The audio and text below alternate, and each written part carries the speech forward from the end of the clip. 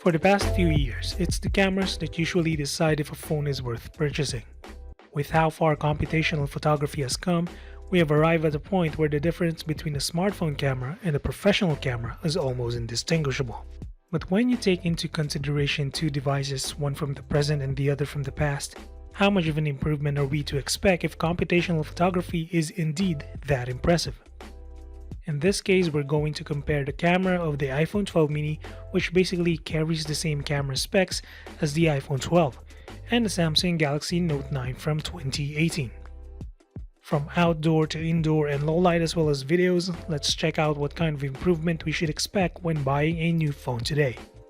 Before we start, let's check a quick rundown of the camera specs of the two devices. Starting with the Galaxy Note 9, it's carrying a dual 12-megapixel camera setup in the back, with a dual aperture of f1.5 and f2.4 for the main sensor. The other 12-megapixel lens is for a 2x optical zoom with an f2.4 aperture. Switching to the selfie camera, Samsung's old flagship phone is rocking an 8-megapixel selfie at f1.7 aperture. Though it's not capable of 4K recording like the main cameras, it does reach up to 1440p. Moving over to the iPhone 12 mini, it's also packing a dual 12-megapixel setup with f1.6 aperture for the wide lens and f2.4 for the ultra-wide. There's no dedicated telephoto lens, but Apple is marketing this device as a camera capable of 2x optical zoom. Apple's latest flagship phone still records up to 4K at 60 frames but now comes with the option to record in Dolby Vision.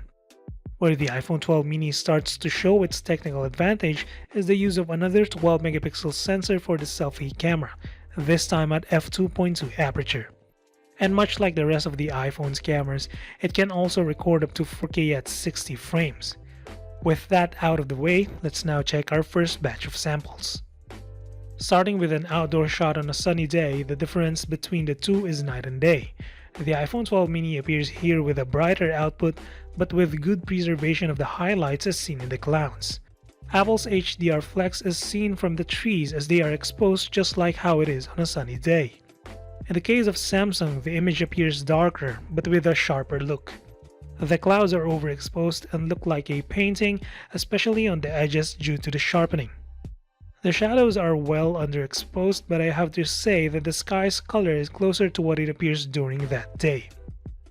Personally speaking, despite the two having an obvious difference in overall look, I wouldn't mind posting either one on social media as they still look acceptable to my eyes.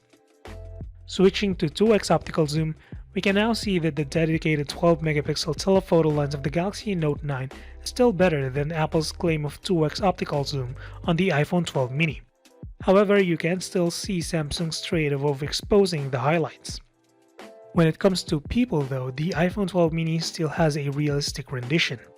On the other end, the Galaxy Note 9 plays around with the skin tone already to make it more appealing to the eyes of the viewer, despite altering the white balance of the overall image.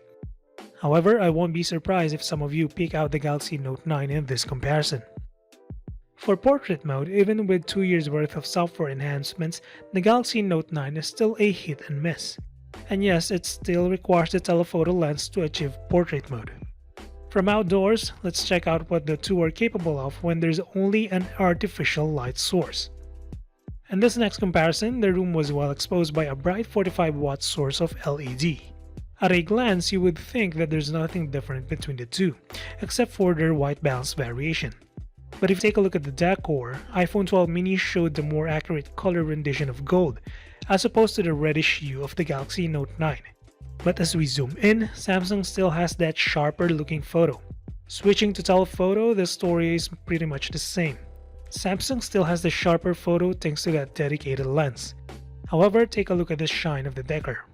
The iPhone 12 mini was able to recognize it and basically got rid of it as if it was edited.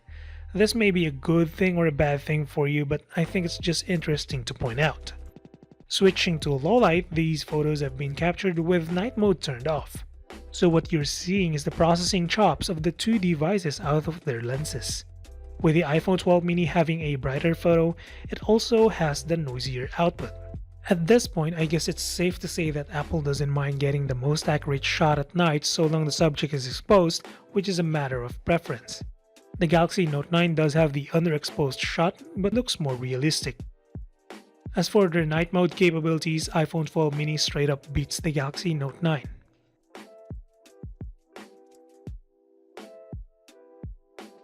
Switching over to the selfie cameras, iPhone 12 mini beats the Galaxy Note 9 once again.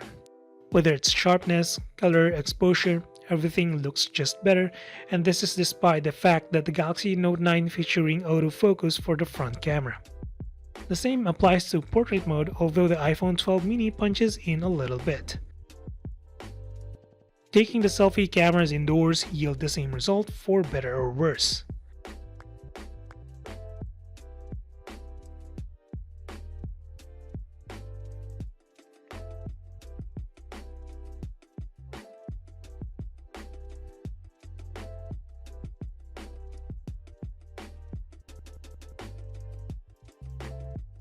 With photos out of the way, it's time to check videos. These stationary recordings were captured at 4K at 30 frames. As you can see, the iPhone 12 mini had the wider field of view as it even captured the surface on which it was standing. While for the most part the quality looks similar, take a look at how the color of the sky shifts as the video progresses.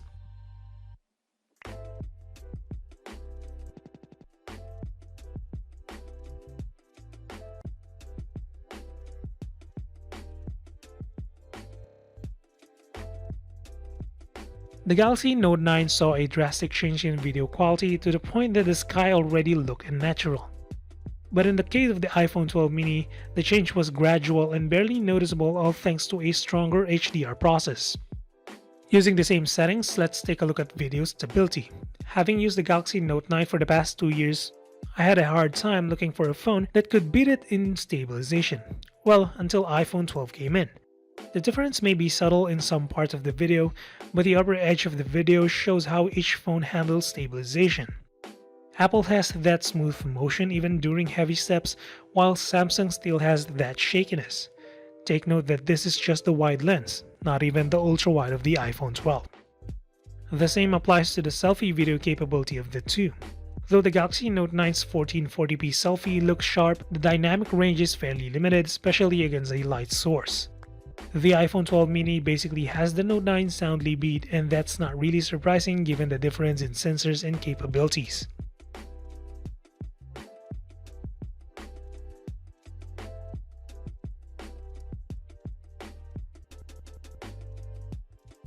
So after that comparison, what do you think about the 2-year difference between these two phones?